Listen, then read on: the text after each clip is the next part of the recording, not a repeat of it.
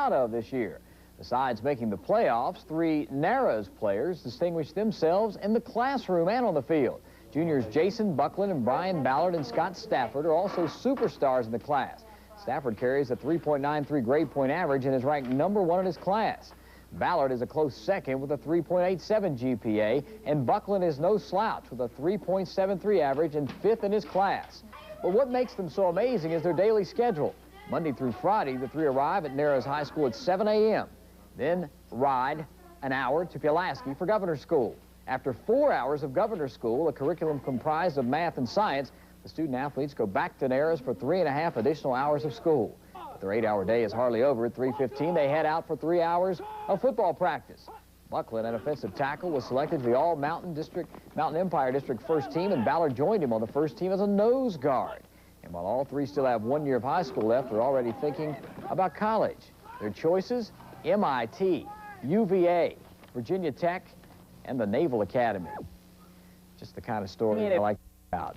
The Hot Springs, where one of the most shocking scores of the night was registered, once beaten Bath County, back in the playoffs for the first time since 1989, entertained the Narrows Green Wave. But it was anything but a party for Bath as Narrows wins it 44-3. Chargers bolted on the Carl Williams Field, anxious to strike early this evening, and Bath will do just that. On the team's first possession, Jamie Carroll takes the ball from his own 48. He's going to go 16 yards down to the Wave's 38-yard line. But the Chargers will have to settle for this Alex Reuter 25-yard field goal. That put Bath in front 3-0 in the first. But Narrows would score 44 unanswered points in the second. Brian Pruitt hits Keith Morris on the 9-yard TD pass, put the Green Wave in front 8-3. The Wave wouldn't stop there with 28 seconds left for halftime. Pruitt connected again with Morris, this time a 35-yard touchdown. The Wave hits the half on top 22-3. The Waves kept soaking Bath in the third. Norman Perkins will break it open. He's going to take it from his own 19.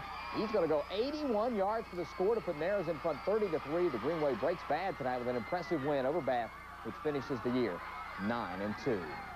Well, the state semifinals next week after capturing the Region C Division I championship this afternoon, beating the Bears of Bland 30-0 up in Bland County. Let's go do it. Come on. The Bears would come onto the field hoping to ride the Wave to the regional championship, but the Green Wave would make the big splash in the second quarter. Quarterback Brian Pruitt hands off to Gary Lowry, who crashes in from 2 yards out, and the Wave went into the half with an 8-0 lead.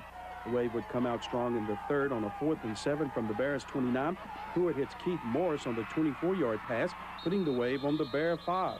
2 plays later, Scott Stafford takes it in from 1 yard out, and the Wave led the game 14-0 with 2 minutes left in the third.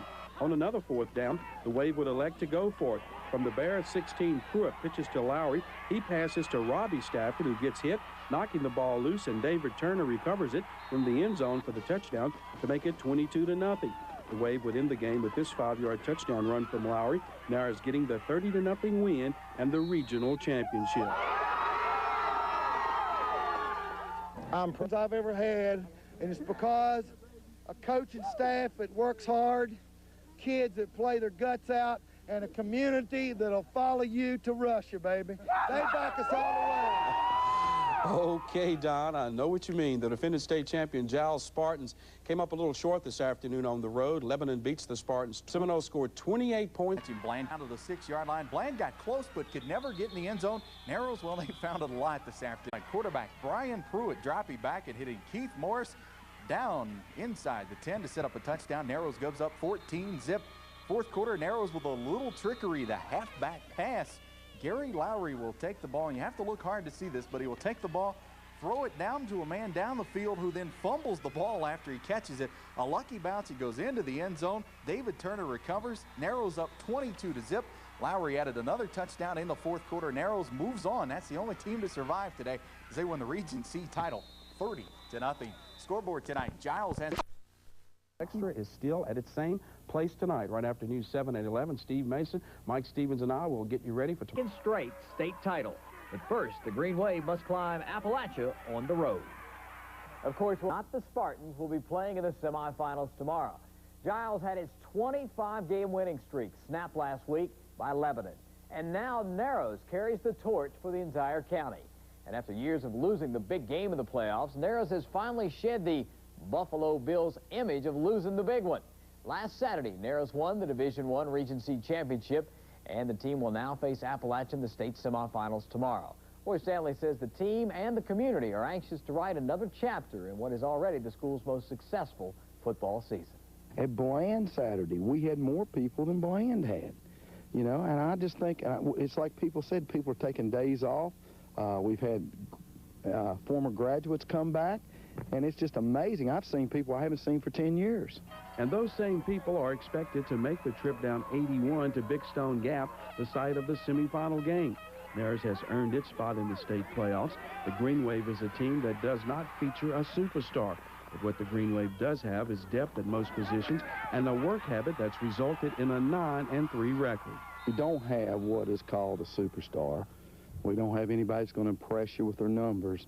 But we have a lot of kids that just contribute to our ability to beat people. And everybody's raised the level of their game, therefore it's made the team much better. The matchup against Appalachia may determine just how good the Green Wave really is. Man for man across the front, the Bulldogs are twice as big as the Green Wave, but Narrows has overcome size before with the speed and the desire to give the school a state championship in football. I believe we do what we're supposed to do and, you know, follow what we're supposed to do. We can win. We're taking the same approach this week as we've taken the last 2 weeks. We're going to take what's got us here and go down and play our best ball game and let the cards fall where they may. And we're not going to make any major adjustments because we feel like, you know, we're a team. We're going to play as a team. You beat us at our best. And that's the way it's got to be. Last week, the Green Wave captured the school's first ever regional championship. And a victory in the semifinals tomorrow would be sweet, sending Narrows to its first ever shot at a state title. Roy Stanley, Friday Football Extra.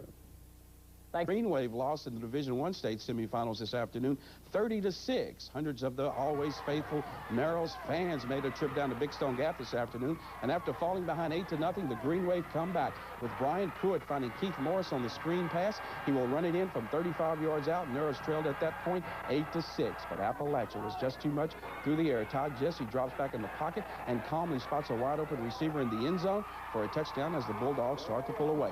But nothing could compare to this play. Jesse is virtually sacked by the Narrows defense, but on his way down, he somehow throws an underhanded TD pass to Jason Hyder, and Narrows' season ends with a 30-6 setback. Now, the GW down. Grass in Big Stone Gap could use a little lawn care there, I think, at Bullitt Park. Appalachia off to an early start. Larry Huff, a 1-yard touchdown run.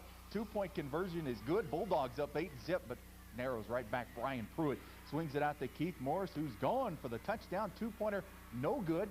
Score is 8-6 at that point. The rest of the game, though, it was all Appalachia. Watch Huff roll to his left and find Travis Turner in the end zone for the touchdown. Appalachia up 16-6 at the half. They go on to eliminate Narrows 30. It was size that I've never seen, and they battled for 4 quarters, and they battled like champions. Daggone, the crowd was here an hour and a half for the game. They were here before we were, and the community was there, and the kids realized that. And you get things going like this and exciting, you don't want it to stop. But everything doesn't go your way. So